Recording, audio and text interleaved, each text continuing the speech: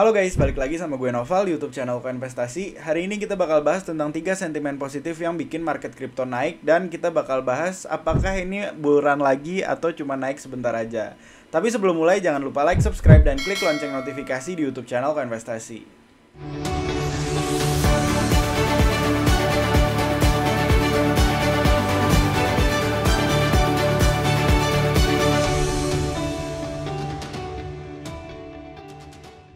Oke guys, jadi langsung aja, ini intinya sekarang tuh lagi ada 3 sentimen positif yang datang dari Rusia, terus juga SEC-nya Amerika, dan beberapa institusi keuangan global.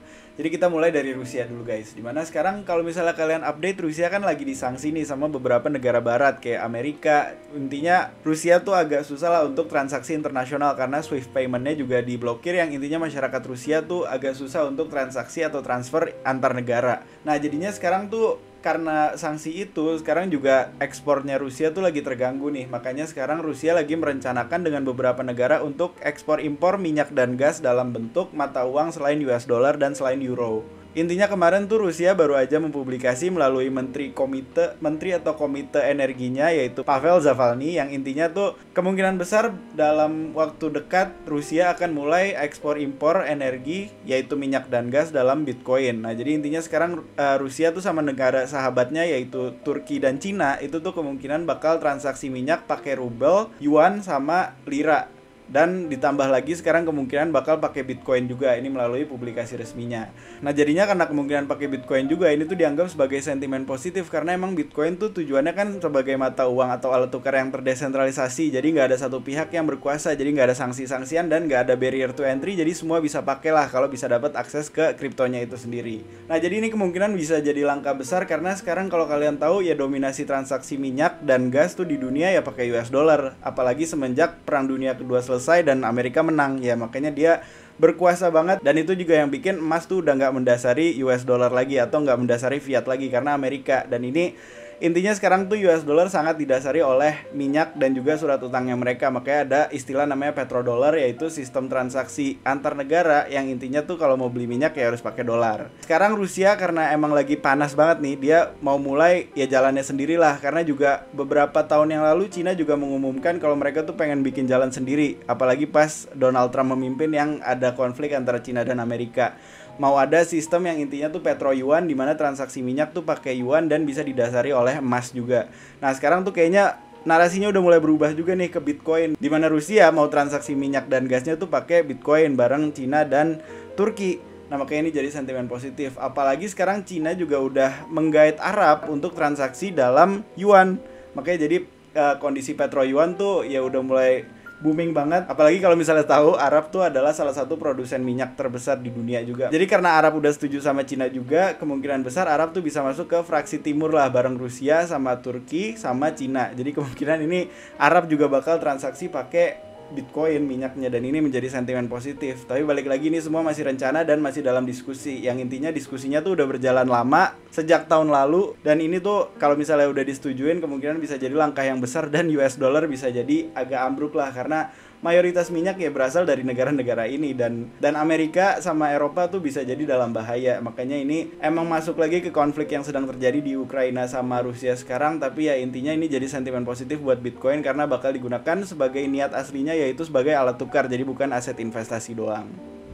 Nah terus sentimen positif kedua datang dari prediksi kemungkinan SEC atau Securities and Exchange Commission atau OJK-nya Amerika bakal menyetujuin ETF atau reksadana Bitcoin yang spot nih. Karena kan sekarang kalau misalnya kalian update, intinya tuh reksadana Bitcoin yang udah ada tuh di aset futuresnya doang, jadi belum di aset spotnya. Jadi yang mendasari reksadananya tuh masih aset Bitcoin futures, bukan Bitcoin spot. Karena yang disetujuin sama ketua SEC-nya Gary Gensler itu adalah Bitcoin futures justru. Jadi sekarang tuh ada dua analis dari Bloomberg, yaitu Eric Balchunas sama James Seyfarth, yang intinya ngomong kalau mereka memprediksi di tahun 2023 tuh SEC bakal menyetujui reksadana ETF Bitcoin spot ini.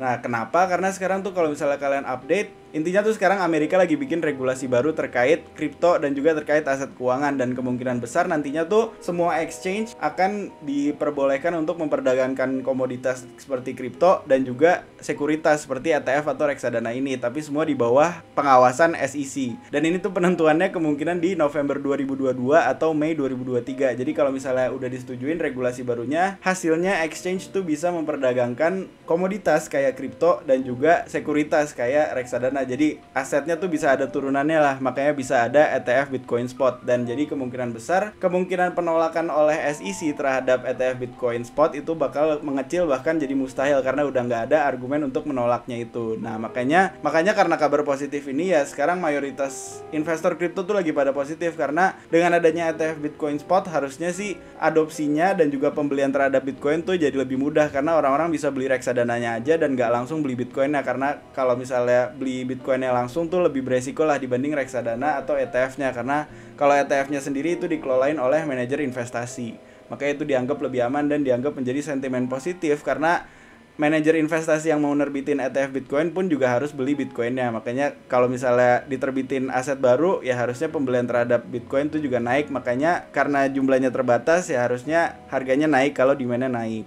Sentimen positif terakhir tuh datang dari Goldman Sachs guys, yaitu sebuah institusi keuangan, salah satu institusi keuangan terbesar di dunia yang ada di Amerika. Jadi sentimen positifnya adalah mereka kelihatan bakal ngedukung kripto lebih dalam nih, karena mereka baru aja ngerubah websitenya. Ini website resminya Goldman Sachs, dimana mereka tuh baru aja bikin tampilan baru, intinya ada tulisan digitalization. Jadi dengan digitalization ini tuh tulisannya yang di highlight adalah ada cryptocurrencies dan ada metaverse yang intinya menurut mereka bakal merubah cara kerja perekonomian.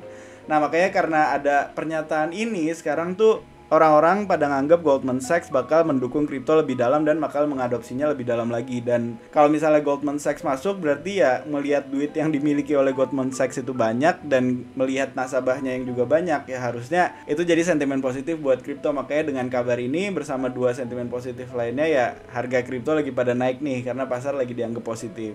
Terus di luar Goldman Sachs sekarang ada dua institusi keuangan lain yang juga memperlihatkan dukungannya lebih dalam terhadap kripto. Salah satunya adalah BlackRock, di mana BlackRock ini adalah salah satu manajer investasi terbesar di dunia karena aset yang dikelolanya tuh udah sampai 10 triliun US dollar. Ini gila sih, ini salah satu terbesar banget. Sekarang tuh dukungannya terhadap kripto dilihatkan oleh CEO-nya, di mana CEO-nya tuh baru aja ngomong kalau konflik yang sekarang terjadi antara beberapa negara dan sanksi-sanksi yang diterapkan itu bisa membuat kripto digunakan sebagai yang seharusnya dibuat, yaitu sebagai alat tukar. Nah makanya karena sentimen tersebut ya orang-orang jadi harusnya lebih percaya terhadap kripto untuk alat tukar dan meningkatkan sentimennya sebagai alat investasi juga. Jadi walaupun sekarang digunakannya sebagai alat investasi karena emang harusnya digunakan sebagai alat tukar, harusnya sih ini jadi mendorong sentimen positif untuk kenyataannya kenapa sebenarnya kripto tuh dibentuk. Nah jadi karena itu juga jadi ngaruh lagi ke sentimen positif buat jadi alat investasi, karena ini saling berhubungan lah intinya menurut CEO dari BlackRock ini. Makanya sekarang katanya sih portfolio BlackRock terhadap kripto udah mulai berkembang dan ini tuh udah terjadi sejak tahun 2020. Makanya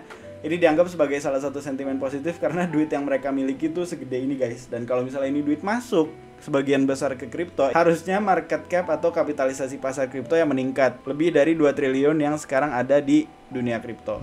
Nah terakhir adalah Grayscale yang baru aja ngabarin kalau mereka tuh baru menambah portfolionya terhadap alternatif Ethereum lah intinya. Kayak mereka kan salah satu manajer investasi yang mengadopsi kripto dan memberikan produk yang didasari oleh kripto. Nah sekarang tuh produk-produknya udah nambah, bukan cuma Ethereum doang, tapi sekarang udah ada Cardano, Solana, Avalanche, Polkadot, Polygon atau Matic, Algorand, dan Stellar Lumen atau XLM. Jadi ini mereka habis publikasi alokasi terhadap aset-aset tersebut dan intinya sekarang tuh udah mulai bergeser dari cuma sekedar Bitcoin dan Ethereum doang karena udah mulai explore lah. Sekarang dana yang dimiliki oleh Grayscale atau aset under managementnya tuh udah nyampe 43,4 miliar US dollar. Jadi kalau misalnya dana tersebut udah masuk ke kripto ya harusnya ini adalah dana yang menjaga aset kripto kenapa bisa sampai market cap 2 triliun saat ini. Harusnya sih dengan aset sebanyak ini ya kapitalisasi pasar kripto tuh lebih terjaga di atas 2 triliun saat ini. Karena ya emang institusi-institusi yang tadi gue sebutin tuh dananya yang gak main-main lah karena jumlahnya banyak banget.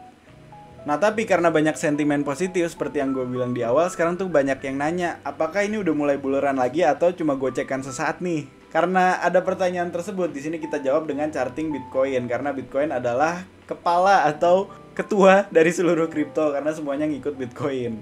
Nah, kalau menurut gue pribadi, intinya tuh sekarang belum kelihatan sentimen positifnya bisa mendorong untuk mulai bull run lagi, karena mayoritas analis di pasar pun ngomong kalau misalnya Bitcoin masih belum nembus 45.000 US dollar, harusnya sih masih sideways, jadi masih ada kemungkinan turun. Nah, kalau gue pribadi sih ngelihatnya sekarang batas bawahnya ada di sekitar 35.000 US dollar dengan batas atas di sekitar 44.500 US dollar. Nah, makanya orang-orang banyak yang prediksi kalau belum nembus 45.000 ya masih belum pede lah untuk mulai ngelong atau beli lebih tinggi lagi.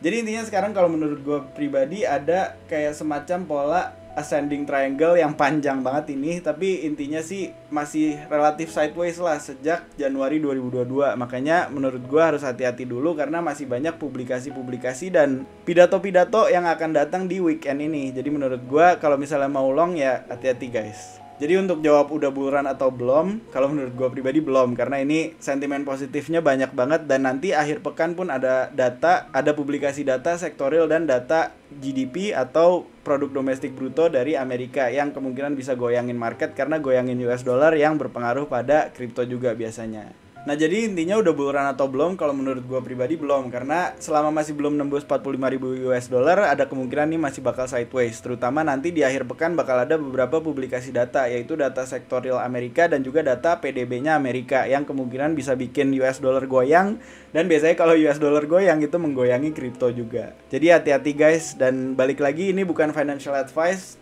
karena ini pandangan gue pribadi. Jadi ini bukan saran atau ajakan untuk membeli atau menjual kripto kalian, karena ini pandangan gue pribadi, jadi jangan lupa analisis dulu. Jadi gitu aja deh guys update dari gue. Intinya menurut gue pribadi selama Bitcoin belum nembus 45.000 US dollar harusnya sih ada kemungkinan turun lagi dan sideways, karena semua news yang gue sampein barusan itu masih dalam bentuk rencana atau kemungkinan rata-rata, kecuali emang Goldman Sachs.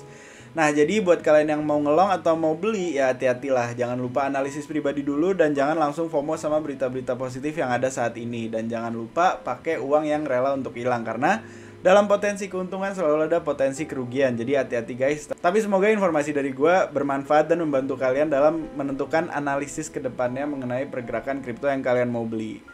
Kalau misalnya ada yang mau ditanyain langsung aja komen di video ini, dan kalau ngerasa bermanfaat jangan lupa like, subscribe, dan klik lonceng notifikasi di YouTube channel Koinvestasi. As always, Koinvestasi, semua bisa kripto.